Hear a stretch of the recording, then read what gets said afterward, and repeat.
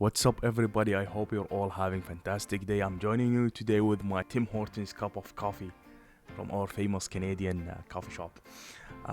In today's lesson we're going to continue our Android Studio beta version series, and I'm going to explain exactly how to navigate your project from the stable version into the beta one. I got the idea of today's tutorial from one of our friends in the channel. His name is Asguri. I'm not sure if I'm pronouncing that right or not.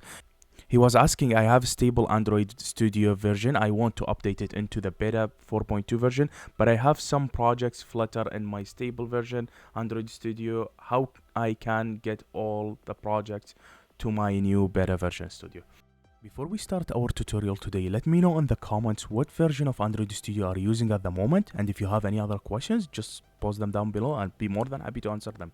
And make sure to subscribe to the channel, hit the small like button, and let's just get started. Already, so I'm going to use this example in my tutorial. It's the BMI calculator Flutter project from our great mentor Angela Yu, and I'm going to move this from the stable version into the beta one. Let's open the beta version, open an existing project. So first, if you're using Windows, it's going to be usually under the C folder here, and then you go into users, then your username, then you look for studio projects.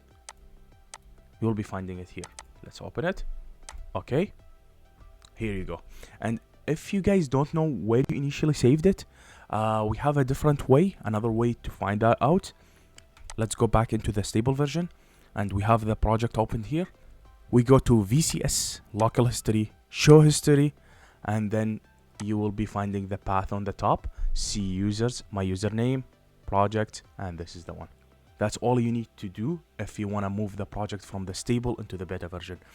Thank you, Mr. Guri, and I hope that answered your question, and all of you guys. Already, I hope you guys found that helpful, and don't forget to subscribe to the channel, and see you on the next lesson. Bye for now.